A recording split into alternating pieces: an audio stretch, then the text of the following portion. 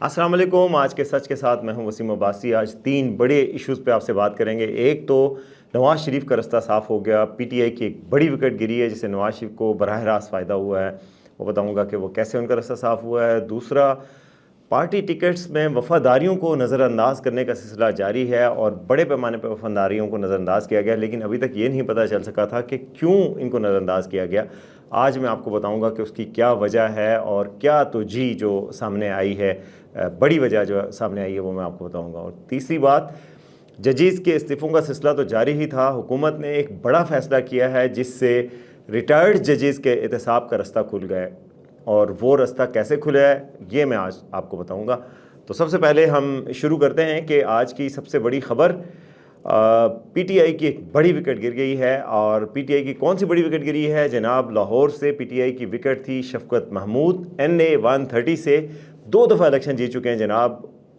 NA 130 से 2013 के election में जब पीटीआई ने लाहौर से कोई भी सीट नहीं जीती थी तो शफकत महमूद साहब ने सीट निकाली थी और ये बहुत बड़ी उनकी कामयाबी थी। उसके बाद जनाब 2018 के इलेक्शन में भी शफकत महमूद साहब ने सीट निकाली, एजुकेशन के मिनिस्टर भी रहे, पीटीआई पूरे पंजाब के सदर भी रहे। जब पिछले साल 2022 में जब वो कुछ इख्तलाफात हुए और पार्टी से उनको हटा दिया गया तो उसके बाद से थोड़े से वो एक्टिव नहीं थे, लेकिन हल्के में पॉपुलर थे, हल्के में बड़े अच्छे वोट्स देते थे। मगर उनको इस दफ़ा उन्होंने ख़ुद आज ऐलान किया है ट्विटर पे कि मैं जी पीपी के हल्के से भी इलेक्शन नहीं लड़ूंगा, NA 130 से भी इलेक्शन नहीं लड़ूंगा और मैं दस्तबरदार होता हूं। तो वो इलेक्शन की रेस से ही आउट हो गए और उस रेस से आउट होने का बराह रास्त फ़ायदा जो है नवाज़ शरीफ साहब को होगा। नवाज़ शरीफ ख़ुद आज ऐलान हो गया लाहौर के हलकों से नून लीग के टिकटों का, और उसमें नवाज़ शरीफ साहब जनाब ख़ुद NA 130 से इलेक्शन लड़ रहे हैं और एक बड़ी रुकावट हट गई है। लेकिन ये बात नहीं है कि वहाँ पर कोई पीटीआई का कैंडिडेट नहीं खड़ा होगा। ज़ाहिर है शफकत महमूद नहीं होंगे तो किसी और को टिकट जारी किया जाएगा। जब तक मैं रिकॉर्ड करूँ जब तक तो कोई अभी तक सामने नहीं आया कि कौन उनके हल्के से नॉमिनेट होगा। लेकिन बहरहाल एक बहुत बड़ी एक सेटबैक है, एक बड़े अहम उम्मीदवार थे और शफकत महमूद एक ऐसे आदमी थे, एजुकेशनिस्ट थे, कॉलम भी लिखते रहे द न्यूज़ में, और एक हमफ्री फेलो भी हैं जिस पे मैं भी गया हूँ। ह्यूबर्ट एच हमफ्री फेलोशिप है US में, एक प्रोग्राम है जिसके तहत आप वहाँ जाके एक 9 माह की ट्रेनिंग करते हैं जिसमें आप एजुकेशन भी होती है किसी यूनिवर्सिटी में और साथ साथ इंटर्नशिप भी होती है। तो शफकत महमूद साहब बड़े लर्नेड किस्म के आदमी थे, लेकिन यह है कि 9 मई के वाक़यात में बड़ा बढ़ चढ़ कर नहीं थे सामने, और बाकी पार्टी के जो एहतजाजी सरगर्मियाँ हैं उस पर बहुत ज़्यादा सामने नहीं नज़र आते थे। शायद इस वजह से भी पार्टी के साथ भी उनके कुछ ताल्लुकात का मसला बना था। मगर यह है कि एक बड़ा सेटबैक आया है और नवाज़ शरीफ साहब उसके डायरेक्टली बेनिफिशरी होंगे। आज नवाज़ शरीफ साहब ने जनाब उनकी पार्टी ने लाहौर से टिकटों का भी ऐलान कर दिया और बड़े दिलचस्प कुछ सामने आए हैं हक़ाइक़। मैं आपको बताऊं कि मुस्लिम लीग नून ने 3 मीडिया ग्रुप्स के मालिकान को भी टिकट दिए हैं। मीडिया के साथ ताल्लुकात तो ज़ाहिर है अच्छे हो जाएंगे, मगर पार्टी के वर्कर्स पता नहीं खुश होंगे कि नहीं। एक जनाब ब्लू वर्ल्ड सिटी के जो मालिक हैं और सुनो TV के मालिक हैं जो उनको टिकट मिला है, वो PP का टिकट है। उसके अलावा जनाब समा TV के अलीम खान को कौमी असम्बली का भी टिकट दिया गया और सूबाई असम्बली का भी टिकट दिया गया। सूबाई असम्बली को उसी नशिस्त पर दिया गया जिसमें पहले अलीम खान जीत चुके हैं, तो अलीम खान को अकोमोडेट किया गया है और ज़ाहिर है अलीम खान की जगह अपने उम्मीदवार को खड़ा नहीं किया गया।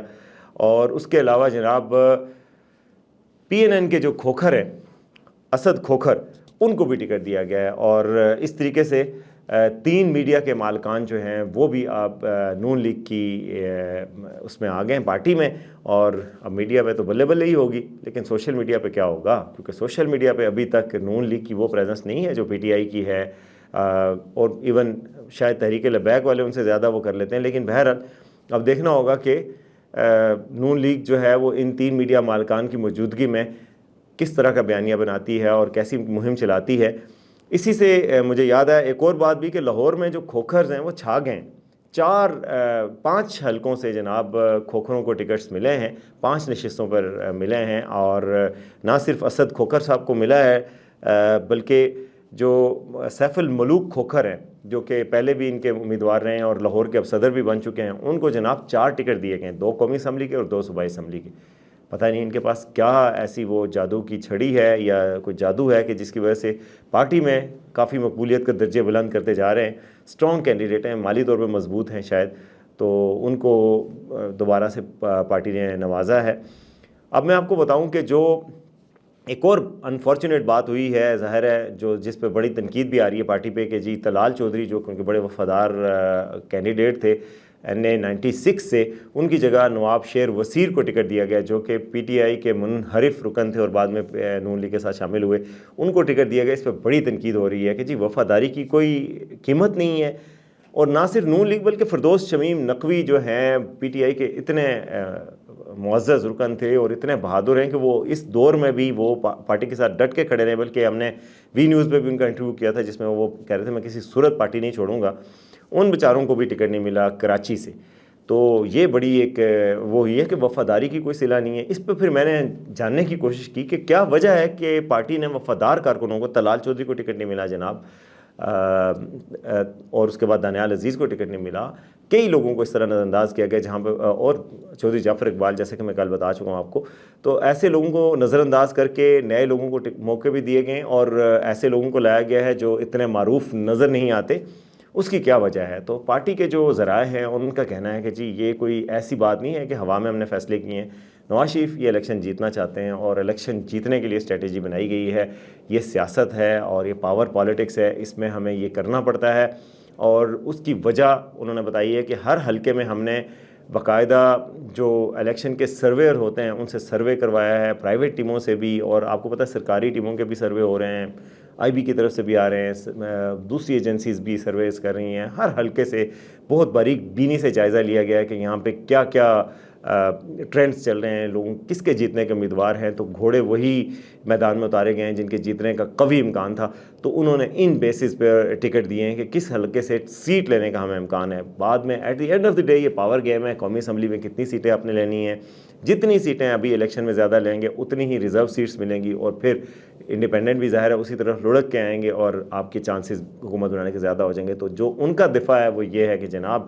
ہم نے ریئل پالیٹکس کی ہے، اور ہم نے جناب پریکٹیکل پالیٹکس کی طرف گئے ہیں، اور ہم نے دیکھا ہے کہ جیت کون سکتا ہے، ہم نے صرف اس چیز کو دیکھا ہے، اور ہم ہر صورت میں جیتنا چاہتے ہیں۔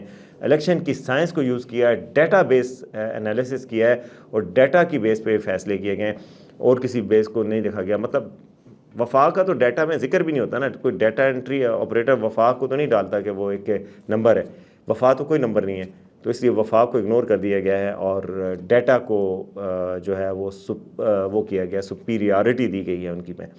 اچھا، یہ دو چیزیں آپ کو بتائی تھیں، اور اس کے علاوہ میں آپ کو بتانا چاہ رہا تھا کہ جناب ایک بڑی پیش رفت آج حکومت کی طرف سے بھی سامنے آئی ہے۔ آپ کو پتہ ہی ہے کہ کل جسٹس اعجاز الاحسن بھی ہم سے الوداع ہو گئے، اس سے پہلے جسٹس مظاہر نقوی بھی الوداع ہو گئے تھے، اور صفِ ماتم بچ گئی تھی کچھ حلقوں میں کہ اب کیا ہوگا، عافیہ رافعہ پتہ نہیں، اور اس کے بعد جناب اور لوگ جو ہے اندھا دھند گالیاں دے رہے ہیں حکومت کو، کوئی کہہ رہا ہے سپریم کورٹ میں کو ہو رہا ہے، کچھ لوگ کہہ رہے ہیں کہ سپریم کورٹ میں مزید استعفے آ سکتے ہیں۔ آج مجھے سپریم کورٹ کے کچھ ذرائع نے وہاں سے بتایا ہے کہ جی کئی اور ججز ناراض ہیں، اور پتہ نہیں کیا اب ہونے والا ہے آنے والے دنوں میں۔ ہمارے ایک دوست ہیں زاہد کشکوری، وہ کہہ رہے ہیں میرے 4 ریٹائرڈ چیف جسٹسز سے بات ہوئی ہے، تو کچھ بڑا ہونے والا ہے آنے والے دنوں میں۔ میں نے کہا بھائی بڑا تو اس ملک میں روز ہوتا ہے، کچھ چھوٹا ہوگا تو بڑی خبر ہوگی۔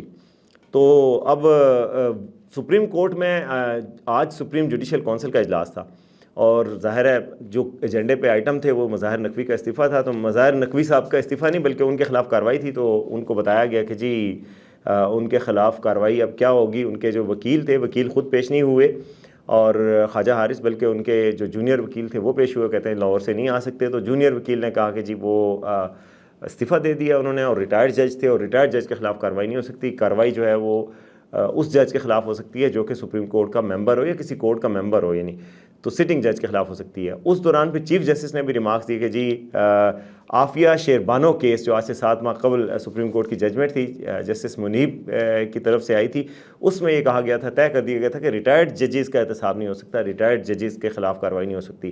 اس پر جو اٹارنی جنرل تھے آج وہاں پہ موجود سپریم جوڈیشل کونسل میں، حکومت کی طرف سے انہوں نے آفیشیلی بتایا کہ حکومت جو ہے سپریم کورٹ میں عافیہ شیربانو کیس کو ریویو کرنے جا رہی ہے، اور یہ کیس اگر ریویو ہوگا اور حکومت کو ریلیف ملتا ہے تو اس کا مطلب ہوگا کہ ریٹائرڈ ججز کا بھی احتساب ہو سکتا ہے، اور پھر جسٹس مظاہر نقوی اور جسٹس اعجاز الاحسن کے خلاف کارروائی کا دروازہ کھل جائے گا۔ میں نے آپ کو کل بتایا تھا کہ مظاہر نقوی پر الزامات ہیں کہ جی انہیں پراپرٹیز، کک بیکس، کرپشن جو پراپرٹی سستی خریدی، اتنی سستی مطلب ان کو ملی ہیں اور کلائنٹس کے ریفرنس سے، تو وہ جو ان پریسیڈنٹڈ قسم کی پراپرٹیز کا ان کو ملا ہے، اتنا لکی ہم کبھی نہیں ہوئے، کوئی عام بندہ نہیں ہوتا جتنا ان کو لکی ہوئے کہ کوئی 50 کروڑ کی پراپرٹی ان کو غلطی سے 1 کروڑ کی بیچ جاتا ہے، کوئی 10 کروڑ کی پراپرٹی ان کو پتہ نہیں کتنے لاکھ کی بیچ جاتا ہے. تو وہ اتنے لکی ہوتے تھے کہ اچانک ان کو لاٹریاں نکل آتی تھیں. ان لاٹریوں کے حوالے سے احتساب ہو سکے گا. پھر جسٹس اعجاز الحسن کے حوالے سے آپ کو پتہ ہے کہ کانسٹیٹیوشن 1 کانسٹیٹیوشن ایونیو حیات گرینڈ ہوٹل کے نام سے جو بننا تھا، وہ جناب اس کا کرپشن کا کیس ہے. اس کے حوالے سے کیس یہ ہے کہ وہ اس کے پہلے وکیل رہے ہیں، اس کے لیگل ایڈوائزر رہے ہیں، پہلے اسی کمپنی کے وکیل رہے. کچھ عرصے بعد جب جج بن کے ایلیویٹ ہوئے سپریم کورٹ کے، تو خود بیٹھے اس بینچ میں، اسی کمپنی کو ریلیف دیا اور جناب اس کے حق میں فیصلہ دے دیا. حالانکہ بلیٹنٹ وائلیشن تھی. سی ڈی اے کے جو جناب اس وقت کے جو نمائندے تھے، انہوں نے کھڑے ہو کے اعتراض بھی کیا کہ جناب آپ کس کیپیسٹی میں یہ کیس سن رہے ہیں، لیکن اس کے باوجود بھی انہوں نے کیس سنا اور ریلیف بھی دیا، اپنی ہی کلائنٹ کو ریلیف دیا جج کے طور پہ. تو جو بلیٹنٹ قسم کا کانفلکٹ آف انٹرسٹ تھا، تو اس حوالے سے ان کے خلاف ریفرنس بھی دائر ہونے جا رہا تھا. تو اس سے پہلے انہوں نے استعفیٰ دے دیا جناب بہادری کا مظاہرہ کرتے ہوئے. اب ان کے خلاف بھی کارروائی کا رستہ کھل جائے گا، جو آج گورنمنٹ نے اعلان کیا ہے کہ عافیہ شیروانو کیس کو آج ریویو کیا جائے گا. تو اب دیکھتے ہیں کہ وہ ریویو کیا ہوتا ہے.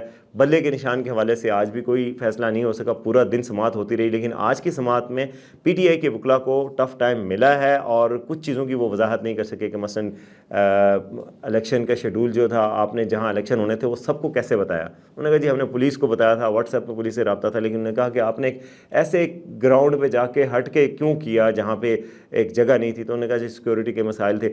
بہرحال ایسی چیزیں تھیں جس میں چیف جسٹس کے ایک ریمارکس تو یہ تھے کہ اگر یہ ثابت ہو جاتا ہے کہ آپ کے انٹرا پارٹی الیکشن ٹھیک تھے تو آپ کو بلے کا نشان یہ نہیں ملے گا. لیکن میں سوچتا ہوں کہ اگر یہ ثابت نہیں ہوتا کہ انٹرا پارٹی الیکشن ٹھیک نہیں تھے، کیونکہ پشاور ہائی کورٹ نے تو یہی رول طے کیا کہ انٹرا پارٹی الیکشن نہ بھی ٹھیک ہوں، الیکشن کمیشن کو اختیار نہیں ہے کہ اس کو کالعدم قرار دے. تو اگر یہ ثابت ہو جاتا ہے کہ انٹرا پارٹی الیکشن ٹھیک نہیں تھے، تو کیا بلے کا نشان واپس لے لیا جائے گا؟ ابھی تک اس بارے میں سوالیہ نشان پیدا ہو گیا آج کی سماعت کے بعد، اور کل صبح دوبارہ اس کی سماعت ہوگی تو اب دیکھتے ہیں کہ بلے کا نشان کل بچے گا کہ نہیں بچے گا. بہت ہی امپورٹنٹ دن ہے کل کا دن. وہ دن ہے کہ جب الیکشن کمیشن نے فائنل کرنی ہے سب امیدواروں کی لسٹیں. پارٹی ٹکٹ کے بعد جناب انہوں نے سمبل الاٹ کرنے. تو کل اگر سمبل الاٹ نہیں ہوتا بلے کا پی ٹی آئی کو، تو پھر بہت بڑا نقصان ہو جائے گا. تو اس لیے کل فیصلہ ہونا ہے اور کل کا بڑا امپورٹنٹ دن ہے. اسٹے ٹیونڈ، کل کی جو اپڈیٹس ہوں گے آپ کو بتاتے رہیں گے. دیکھتے رہیے آج کا سچ.